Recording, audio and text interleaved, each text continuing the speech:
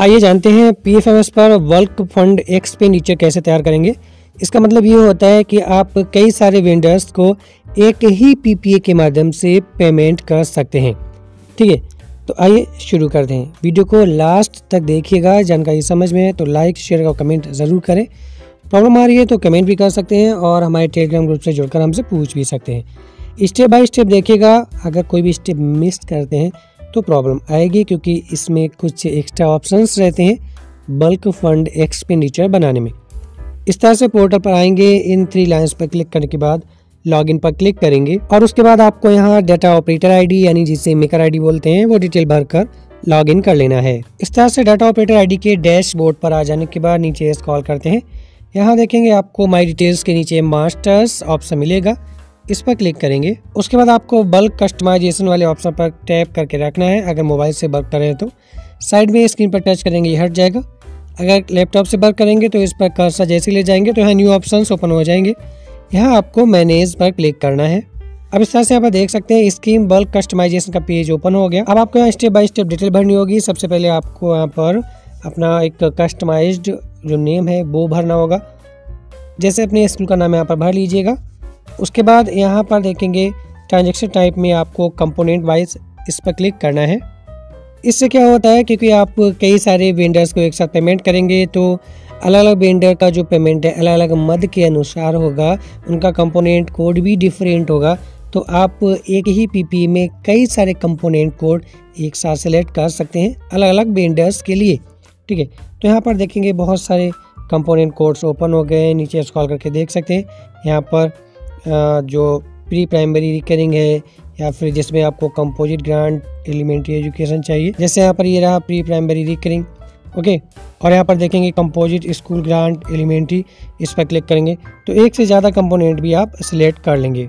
अब दूसरी चीज़ यहाँ पर आपको देखने को मिल रही होगी, यहाँ पर देखेंगे जो पेमेंट मोड आ रहा है वो चेक, डीडी, आरटीजीएस और ईसीएस आ रहा है, जबकि इनके माध्यम से पेमेंट नहीं होता है। आपको क्या करना होता है, ई पेमेंट यूजिंग प्रिंट एडवाइस के माध्यम से पेमेंट करना होता है। अभी यहाँ पर ये ऑप्शन नहीं आ रहा है तो इसके लिए क्या करेंगे, बहुत सारे साथी इस बात को लेकर परेशान होते हैं कि ये ऑप्शन तो नहीं आ रहा है, तो ई पेमेंट यूजिंग प्रिंट एडवाइस वाला ऑप्शन कहाँ से आएगा। तो इसके लिए यहाँ पर देखेंगे राइट साइड ऊपर कॉर्नर में, तो इसके लिए यहाँ पर देखेंगे मॉड्यूल वाला ऑप्शन, यहाँ पर एक्सपेंडिचर क्लिक है। एक बार आप इसे एडवांसेस पर क्लिक करेंगे। एडवांसेस पर क्लिक करने के बाद आपको एडवांसेस वाला ही ऑप्शन सिलेक्ट नहीं करना है, ध्यान रखिएगा। फिर से आपको बैक आके एक्सपेंडिचर पर क्लिक कर देना है। जैसे आप ये वाली प्रोसेस करते हैं वैसे यहाँ पर देखेंगे अब आ गया है ई पेमेंट यूजिंग प्रिंट एडवाइस, इसे सिलेक्ट कर लेंगे। इतना करने के बाद कंपोनेंट सिलेक्ट कर लिया, e payment using print advice select कर लिया। अब यहाँ राइट साइड में देखेंगे आपको कई सारे वेंडर्स सिलेक्ट करने होंगे। इसके लिए आपको पहले से वेंडर्स को ऐड करके रखना होगा। अब यहाँ आप वेंडर्स पर क्लिक करेंगे। वेंडर्स पर क्लिक करते ही आपके सामने आपके द्वारा बनाए हुए वेंडर्स की लिस्ट ओपन हो जाएगी। इनमें से आप एक साथ जिन जिन वेंडर्स को पेमेंट करना चाहते हैं उनके सामने बॉक्सेस पर टिक कर लीजिएगा। इतना करने के बाद अब आपको सेव पर क्लिक करना है। इस तरह से मैसेज आ जाएगा रिकॉर्ड सेव्ड सक्सेसफुली। नीचे स्क्रॉल करेंगे। अब आप यहाँ देखेंगे आपका एक कस्टमाइजेशन नेम तैयार हो गया है। बल्क कस्टमाइजेशन एक्सपेंडिचर बनाने के लिए तैयार है। ठीक है, अगर आपको लगता है इसमें कोई गलती हुई है, इससे आप अपडेट करना चाहते हैं, कुछ एडिट करना चाहते हैं, बदलाव करना चाहते हैं, तो फिर से आपका जो कस्टमाइजेशन नेम है ब्लू कलर का जो हाइपरलिंक आ रहा है इस पर क्लिक करेंगे और यहाँ पर फिर से वही एंट्रीज ओपन हो जाएंगी। आप चाहे तो इसमें जो भी है बदलाव करने के बाद अपडेट पर क्लिक कर देंगे तो फिर से ये अपडेट हो जाएगा। अब इस तरह से कस्टमाइज जो नेम है वो तैयार करने के बाद इस तरह से होम पर आ जाना है। अब बल्क एक्सपेंडिचर कैसे बनाना है स्क्रॉल करेंगे नीचे, यहाँ पर देखेंगे। अब आपको यहाँ एक्सपेंडिचर्स वाले ऑप्शन पर क्लिक करना है। उसके बाद एड न्यू पर क्लिक करेंगे। अब इस तरह से देखेंगे अगर आपने वो कस्टमाइज नेम वाला बनाया होगा तो यहाँ पर शो करेगा कस्टमाइजेशन नेम। ये जो हाइपरलिंक आ रहा है इस पर क्लिक करेंगे। अब इस तरह से फंड एक्सपेंडिचर बल्क अपलोडिंग ये वाला ऑप्शन ओपन हो जाएगा। यहाँ आपको एजेंसी अकाउंट चॉइस, इस पर कुछ भी नहीं करना है और नीचे स्क्रॉल करना है। यहाँ आपको अपना लेटर ऑफिस ऑर्डर नंबर भर देना है, जैसा कि एज यूजुअल हमेशा आप भरते आए हैं। उसके बाद कुछ भी letter office order number upload नहीं करना, ऑप्शनल है। उसके बाद यहाँ लेटर ऑफिस ऑर्डर डेट भरी हुई है। एक्चुअल ट्रांजेक्शन डेट आप जिस दिन बना रहे हैं उसी दिन का चूज कर लीजिएगा। उसके बाद एक्सपेंडिचर अमाउंट, ये देखिए मेन चीज़ होती है। अगर आपने 2 या 2 से ज़्यादा वेंडर्स को पेमेंट करने के लिए चुना है तो आप सभी वेंडर्स का अमाउंट ऐड कर लीजिए। समझ आ रही है? आपको सभी वेंडर्स का जो पेमेंट है वो रुपया जोड़ लेना है और टोटल रुपया जोड़कर यहाँ लिख देना है। उसके बाद नरेशन में आप वो भर दीजिए।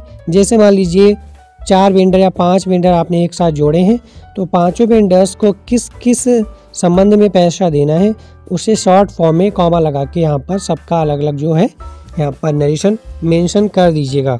उसके बाद यहाँ सेट डिफ़ॉल्ट कंपोनेंट यहाँ पर शो करेगा आपने कौन से कंपोनेंट सिलेक्ट किए थे। एक या एक से ज़्यादा भी कंपोनेंट आप सिलेक्ट कर सकते हैं। जैसा कि हमने बताया, जो भी आपने कंपोनेंट सिलेक्ट किए होंगे वो यहाँ पर दिखेंगे। इस पर आपको टिक नहीं करना है, इसे ऐसे ही रहने देना है। नीचे आना है, यहाँ पर देखेंगे आपको set expense type revenue select करना है। अब उसके बाद यहाँ देखेंगे वेंडर नेम शो हो रहे होंगे, आपने जो भी वेंडर सिलेक्ट किए होंगे वो। अब वेंडर्स के आगे देखिए बॉक्सेस आ रहे हैं, इन सभी वेंडर्स के आगे बॉक्सेस पर बारी बारी से टिक कर लीजिएगा। बारी बारी से टिक करने के बाद वेंडर्स के आगे और डिटेल ओपन हो जाएगी, जैसे कि उनका कंपोनेंट कोड। इस पर सिलेक्ट करेंगे तो जो भी आपने कंपोनेंट कोड सिलेक्ट किया होगा वहाँ पर चूज़ किया होगा। कस्टमाइजेशन नहीं बनाते समय एक या एक से ज़्यादा तो यहाँ पर शो करेंगे, तो इसे सिलेक्ट कर लें अपना जो भी कंपोनेंट कोड है। उसके बाद इस वेंडर को कितना रुपया देना चाहते हैं वो अमाउंट यहाँ पर भरें। अमाउंट वाले बॉक्स पर क्लिक करेंगे, ये सारे जीरोज हटा के आपका जो भी अमाउंट हो वो भर दें और बाद बाकी चीज़ें कुछ भी नहीं भरना, रेवेन्यू पर ही क्लिक रहने देना है और यहाँ टोटल अमाउंट ऑटोमेटिकली आता जाएगा। इसी तरह से सभी वेंडर्स के साथ कर लेना है। इतना करने के बाद आपको सबमिट पर क्लिक करना है। सबमिट पर क्लिक करते ही इस तरह से देखेंगे आपका वाउचर नंबर क्रिएट हो जाएगा। ओके पर क्लिक कर देंगे।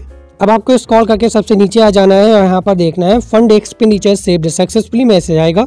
Do you want to proceed with pay details? Yes पर क्लिक करेंगे। नेक्स्ट पेज ओपन होगा, यहाँ पर आपकी डिटेल्स शो हो रही होगी। स्क्रॉल करके सबसे नीचे आएंगे, यहाँ पर देखेंगे सभी वेंडर्स के सामने इंस्ट्रूमेंट टाइप में e payment using print advice option already select है, जैसा कि स्टार्टिंग में आपने सिलेक्ट किया था, इस वजह से। अब आपको यहाँ नेक्स्ट पर क्लिक करना है। नेक्स्ट पर क्लिक करते हैं यहाँ पर देखेंगे अगले कॉलम्स ओपन हो जाएंगे, जैसे कि यहाँ पर वेंडर नेम, पार्टी का उसका अकाउंट नंबर, IFSC कोड, उसका नाम, अमाउंट, डेट और सब कुछ भरा हुआ आएगा। यहाँ नरेशन फॉर पासबुक में आपको अपने विद्यालय का नाम भर देना है, जिससे जब वेंडर के पास पैसा पहुँचे तो उसकी पासबुक में आपके विद्यालय का नाम प्रिंट होकर आए। इस वजह से आप अपने स्कूल का नाम भर दीजिएगा।